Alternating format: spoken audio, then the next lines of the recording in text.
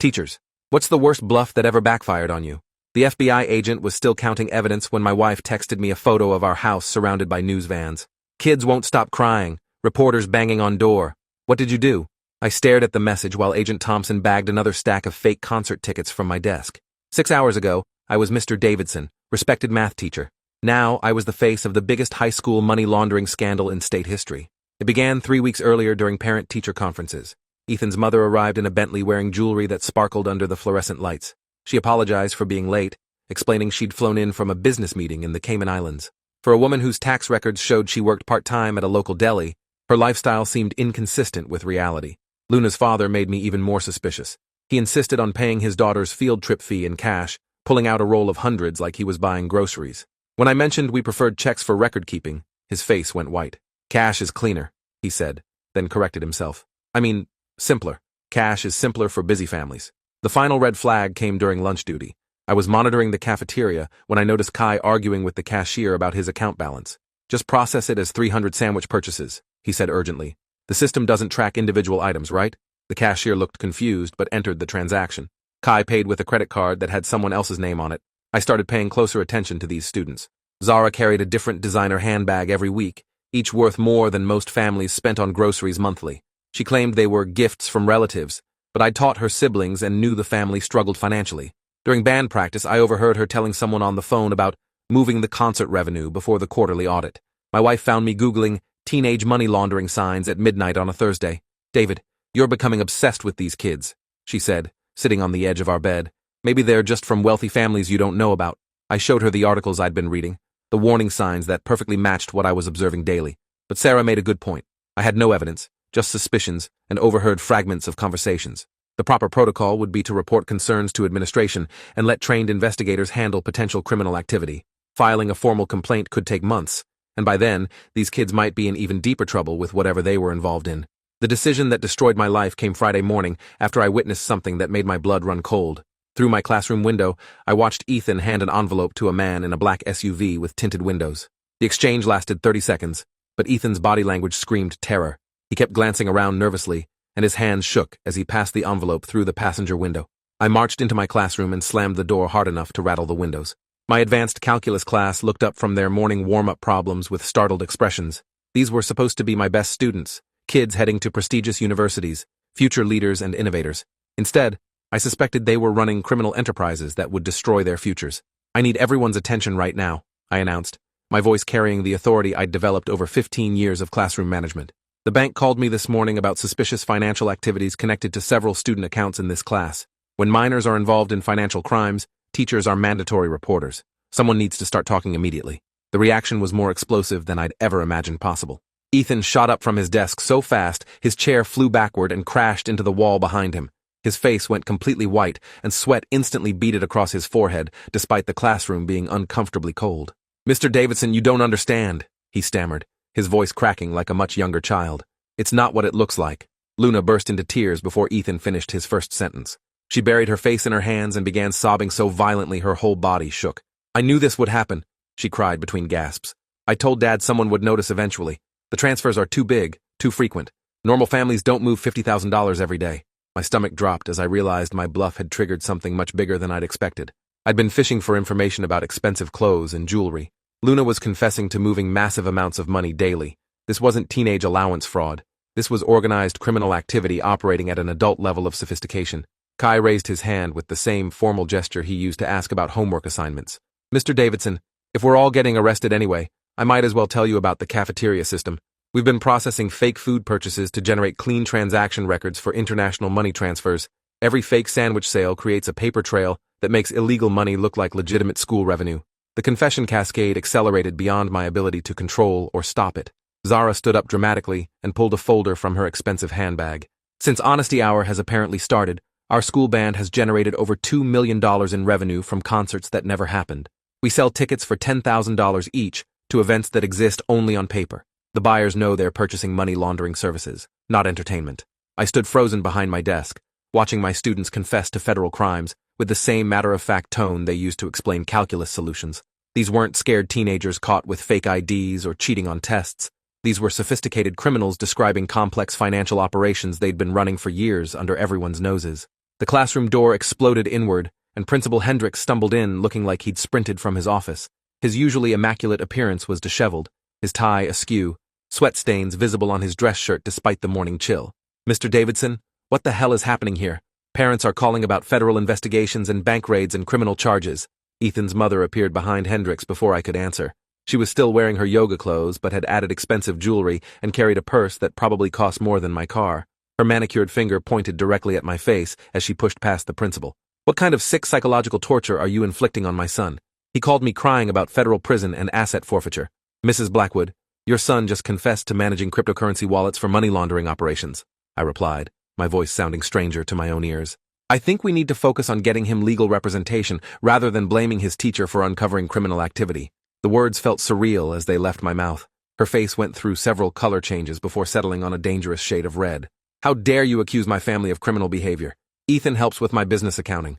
That's called teaching work ethic and financial responsibility. Every parent should be so dedicated to their child's education." Her voice rose with each sentence until she was nearly shouting. Luna's father pushed through the growing crowd in my doorway, ending a phone call in rapid Spanish that sounded urgent and angry. When he saw Luna still crying at her desk, surrounded by bank statements and transaction records she'd pulled from her backpack, his expression went from annoyed to terrified in seconds. "Papa, I'm sorry," Luna sobbed in English, looking up at him with red-rimmed eyes. "The teacher knows about the daily transfers and the account rotations and the Caribbean shell companies. I tried to keep it secret, but he said the banks already reported us to federal authorities. I was scared they'd arrest you and Mama." Her father's face went completely white. He approached my desk slowly, hands raised like he was surrendering to police. "Teacher, please. My daughter is confused about family business operations.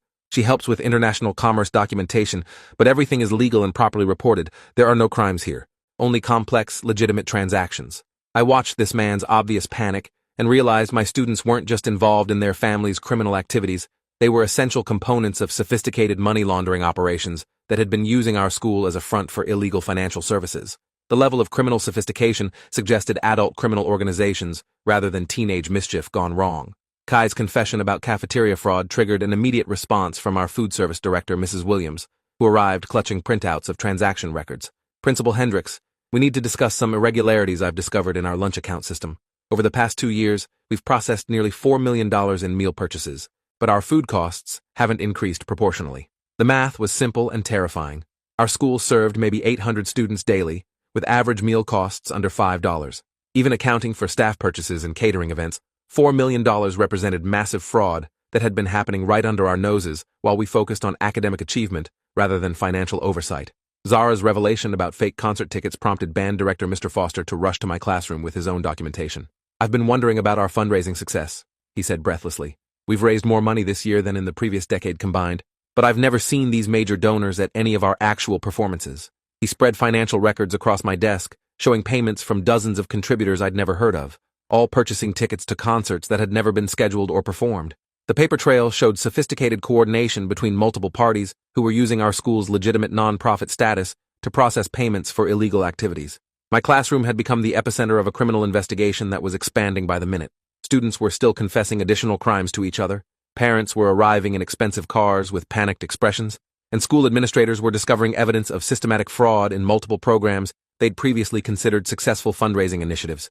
Agent Thompson arrived with 3 other federal investigators, exactly 2 hours after my disastrous bluff. She was a compact woman in her 40s with steel gray hair and eyes that missed nothing. She surveyed the chaos in my classroom with professional calm before approaching my desk, where evidence was already scattered across every available surface. "Mr. Davidson, I'm Agent Thompson with the FBI Financial Crimes Unit. We received multiple tips about criminal activity at this school, and your name has been mentioned in connection with the investigation. We need to determine whether you're a concerned teacher who stumbled onto criminal behavior or a co-conspirator trying to cover his tracks." The accusation hit me like a physical blow. "Agent Thompson, I discovered suspicious student behavior and made a terrible mistake trying to get them to confess minor wrongdoing. I had no idea they were involved in anything this serious or sophisticated. I'm just a math teacher who asked the wrong questions in the wrong way." She studied me for several long moments before nodding slightly. "We'll verify that through our investigation. Meanwhile, we need detailed statements from everyone involved, and this classroom is now a federal crime scene. You'll need to gather your personal belongings and find somewhere else to conduct classes for the indefinite future." Watching federal agents photograph my whiteboard equations and bag evidence from student desks felt like living in someone else's nightmare. The mathematical formulas I'd written to teach legitimate problem-solving were being documented alongside evidence of criminal financial calculations that my students had been performing in the same space. My wife called during the evidence collection process, her voice tight with panic. "David, there are reporters on our lawn asking neighbors about your criminal involvement.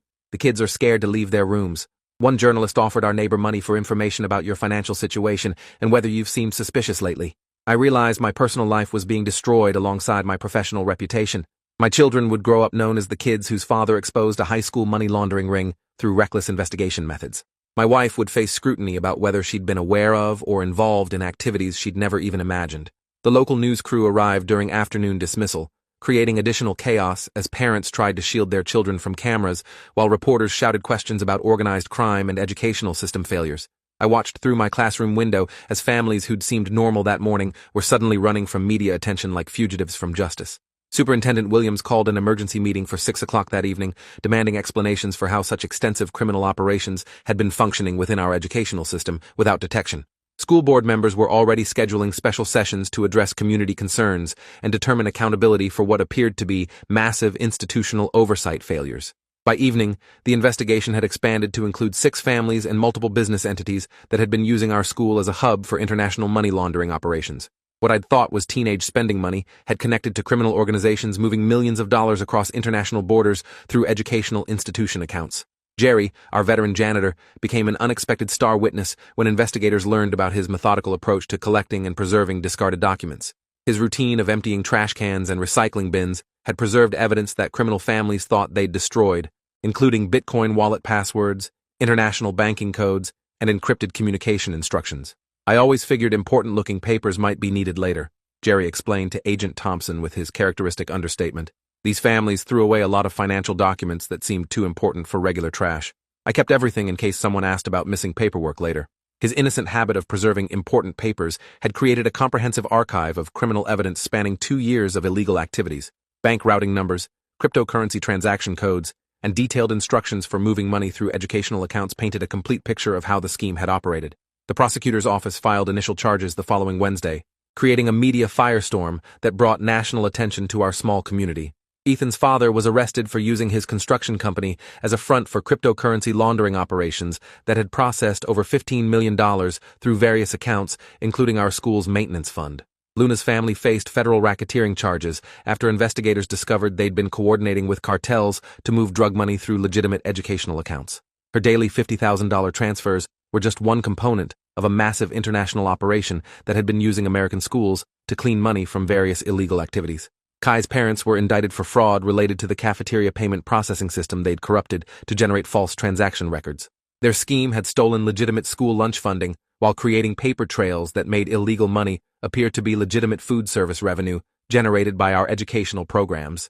Zara's fake concert ticket operation revealed the most sophisticated criminal enterprise, with documented connections to organized crime families in 3 states. Her parents had been using our school's nonprofit status to process payments for illegal gambling operations, drug distribution, and human trafficking activities disguised as arts education fundraising. The community response split our town down the middle. Some parents demanded my immediate termination for endangering students with reckless investigative methods that had violated their privacy and trust.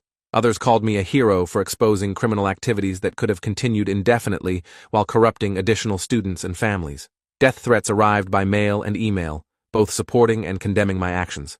Someone spray-painted "snitch" across my driveway in red letters 3 feet high. Another person left flowers on my doorstep with a note thanking me for protecting their children from criminal exploitation they'd never suspected. My suspension hearing lasted an entire day, with lawyers arguing about whether my classroom bluff constituted appropriate concern for student welfare or dangerous psychological manipulation that had violated minors' rights and potentially compromised criminal investigations.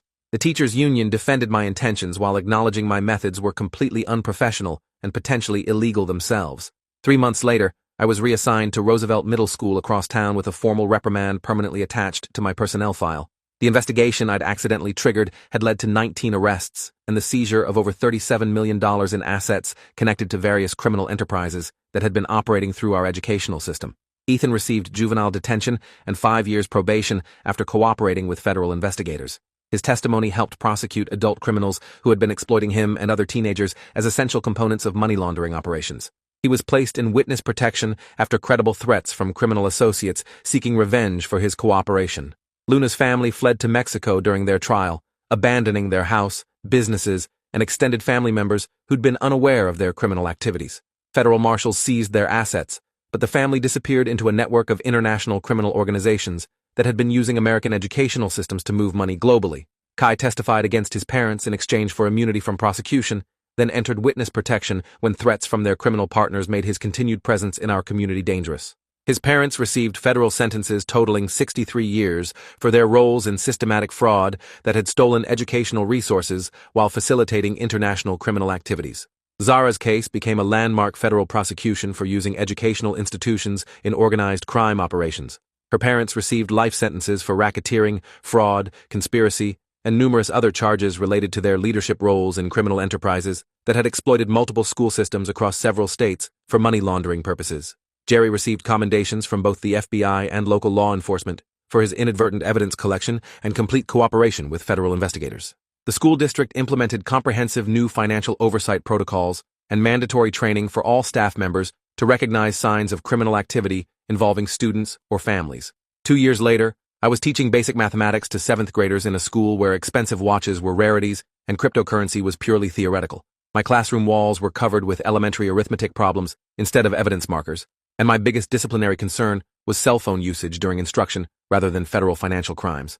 The case became required reading in education programs nationwide, studied as both a cautionary tale about improper investigation methods and an accidental success story about protecting children from criminal exploitation.